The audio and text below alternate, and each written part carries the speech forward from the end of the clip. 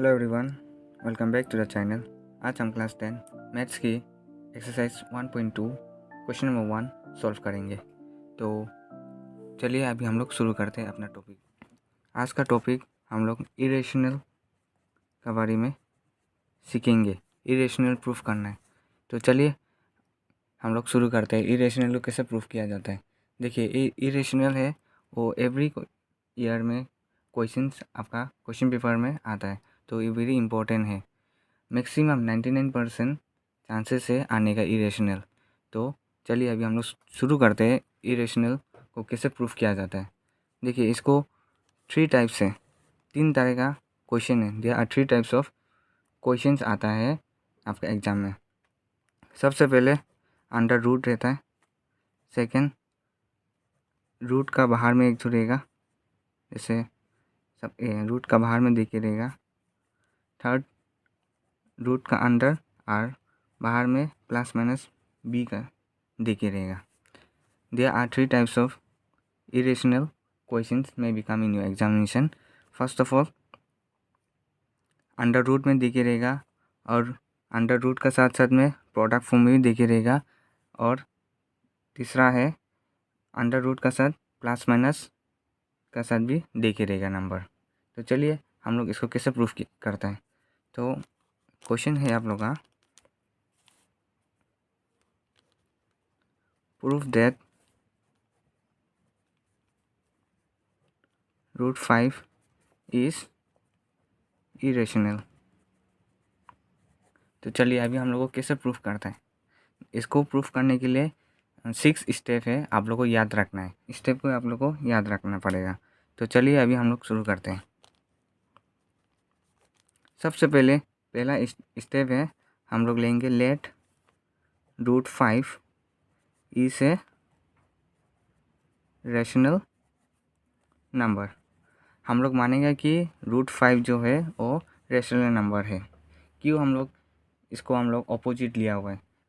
जैसे for example, school में हो गया आपका फ्रेंड एक है। कभी कभी आप लोग मानता है कि वो फ्रेंड आप लोग का बहुत अच्छा है, बट एट द एंड में आपको मालूम चलता है कि वो फ्रेंड आप लोग के लिए सही नहीं है, थोड़ा अलग टाइप का है।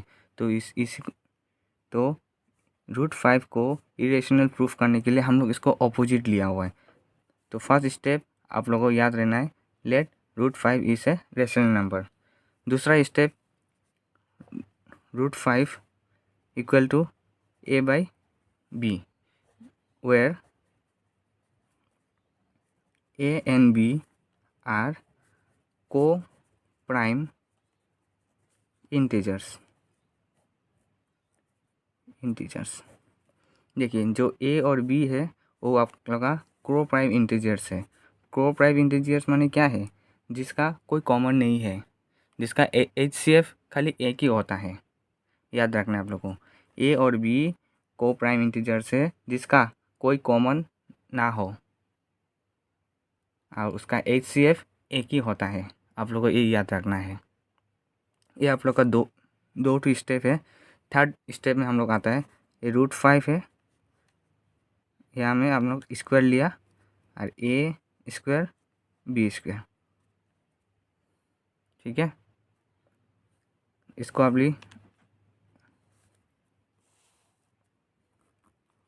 अभी सॉल्व कीजिए। a² रूट कैंसिल होगा, 5 बचेगा। a² b², अभी क्रॉस मल्टीप्लाई कीजिए। इसका नहीं कुछ नहीं है तो 1 होगा। a² equal to 5b²। अभी यह में ध्यान से सुनिए, इम्पोर्टेंट है। देखिए, ये 5b² है, दैट मीन्स a का भी तो 5 होगा। 5b का स्क्वायर है, दैट मीन्स a का स्क्वायर भी 5 होगा, 5a²। ये आप लोग ध्यान से रखिए माइंड में। तो हम लोग इसको ऐसे लिख सकता है, 5 is a factor of b²। और सॉरी, b² नहीं होगा, a² होगा। क्योंकि देखिए, ये जो b है वो 5 का 5 में है कि नहीं प्रोडक्ट में, तो दैट मीन्स ए का स्क्वायर में भी होगा प्रोडक्ट 5, तो इसीलिए 5 is a factor of A square, है कि नहीं। और क्या होगा, अगर ए स्क्वायर का फैक्टर है 5, दैट मीन्स ए का भी तो होगा, तो यहाँ में लिखिएगा 5 is a factor of a. Clear up to this much.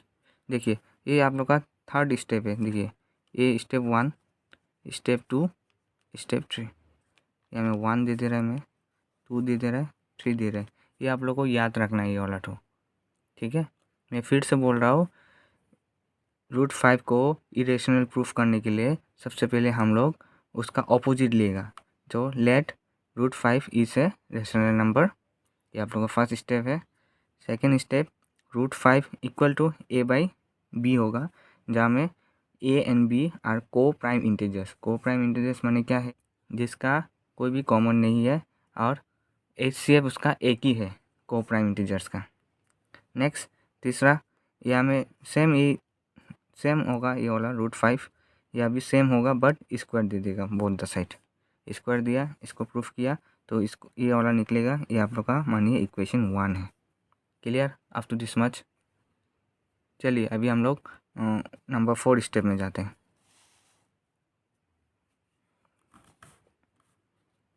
Number 4 में सेम हम लोग क्या माना है कि ए का फैक्टर क्या था, ए का फैक्टर हम लोग क्या लिया था, 5 लिया था, है कि नहीं।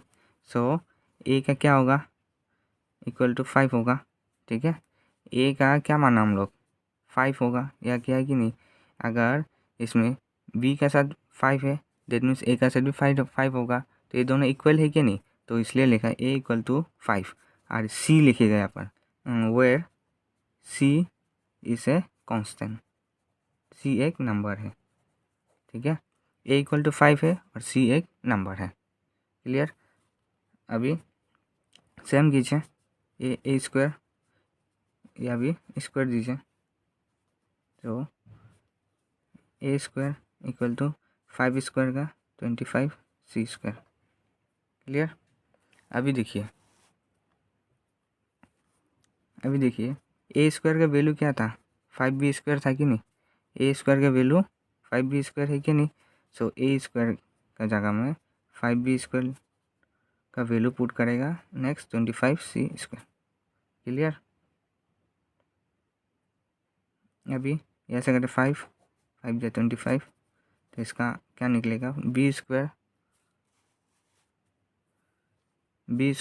Equal to 5c square.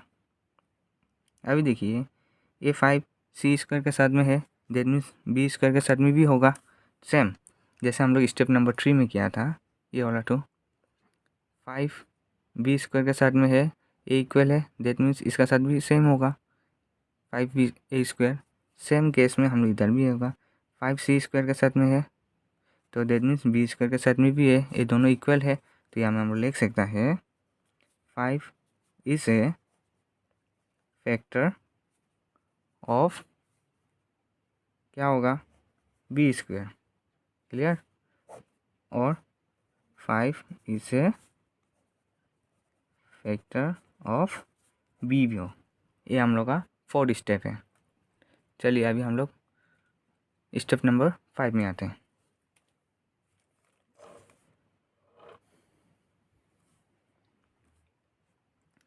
Step number 5 में आने का पहले अभी हम लोग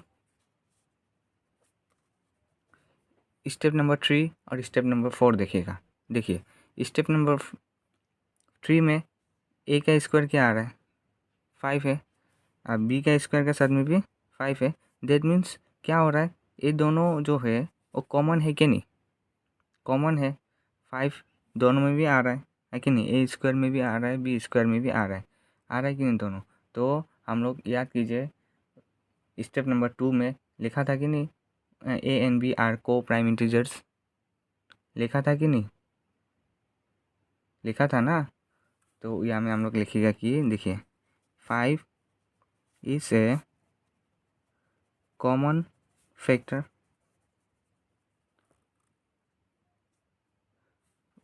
5 is a common factor of a and b, तो which is contradict our assumption।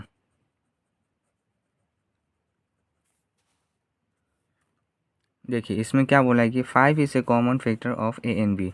देखिए ए और बी में 5 आ रहा है, तो that means which is contradict our assumption. जो हम लोग जो माना है कि जो √5 है वो रेशनल नंबर है, हम लोग माना था ना, तो हम लोग इसमें साबित कर दिया कि वो हम लोग गलत है, क्योंकि कॉमन आ चुका है ए और बी में, तो हम लोग इसको माना कि वो गलत है। देखिए आप लोग दोस्त जो माना था पहले में, फॉर एग्जांपल जो दिया था मैंने, दोस्त आप लोग का हाँ सबसे अच्छा दोस्त है ए है, बाद में लास्ट में जाके मालूम चला है कि आपका वो दोस्त सही नहीं है, तो दैट मीन्स हम लोग जो √5 जो रेशनल नंबर माना लिया था कि नहीं, let √5 is a rational number, तो वो माना है कि वो हम लोग का गलत है। तो हैंस नंबर 6 में होगा, 6 स्टेप में होगा, hence √5 is an irrational number. हम लोग माना है कि √5 ये एक रेशनल नंबर नहीं है, तो दैट मीन्स अगर वो रेशनल नंबर नहीं है तो ये √5 इरेशनल नंबर है। क्लियर? कोई डाउट है?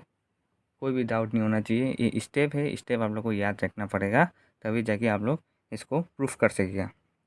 क्लियर? ये सॉल्यूशन नहीं है, ये सॉल्व करने के लिए नहीं है, ये खाली स्टेप है, स्टेप आपको याद रखना पड़ेगा। और 99% है एग्जाम में ऐसे टाइप का ही क्वेश्चन आता है, इरेशनल का एक क्वेश्चन आता ही आता है एग्ज़ाम में। ठीक है, अभी पूछेगा सर अगर √5 का जगह √3 है तो हम लोग क्या करेगा। देखिए अगर √5 का जगह √3 दे दिया, √5 का जगह √3 दे दिया, तो हम लोग कुछ नहीं करना है। सपोज ये √3 है, तो ये हमें क्या करेगा, स्टेप नंबर 1 में लेट √5 इससे रेशनल नंबर है, तो हम लोग इधर क्या करेंगे, इसको हटाए खाली √3 लिख देगा, ये हमें √3 हो जाएगा। क्लियर? यह में भी स्टेप नंबर 3 में √3 होगा, यह भी 3 होगा, यह में 3 होगा। स्टेप सेम ही रहेगा, खाली नंबर्स का डिफरेंस होगा। आप लोग अगर स्टेप सीख लिया तो इजीली आप लोग इसको प्रूफ कर सकता है। 6 स्टेप है, 6 स्टेप आप लोग याद रखिए, आराम से 2 से 3 मार्क का क्वेश्चन आता है आपका। ठीक है, ये जो प्रूफ करने के लिए बोलेगा 2 से 3 मार्क का रहता है, तो आप लोग अगर स्टेप मालूम हो गया तो आप लोग ईजिली इसको प्रूफ कर सकता है। क्लियर? कहीं में डाउट नहीं होना चाहिए। आप लोग ये स्टेप को नोट करके रख लीजिएगा। क्लियर? सो क्वेश्चन नंबर 2 मैं नेक्स्ट क्लास में सॉल्व कर दूंगा। अगर मेरा एक्सप्लेनेशन आपको अच्छा लगा तो ये चैनल को सब्सक्राइब कर दीजिए, लाइक कर दीजिए, कमेंट एंड शेयर कीजिए अपना फ्रेंड्स लोग को। मिलते हैं नेक्स्ट क्लास में क्वेश्चन नंबर 2 के साथ में। Thank you very much.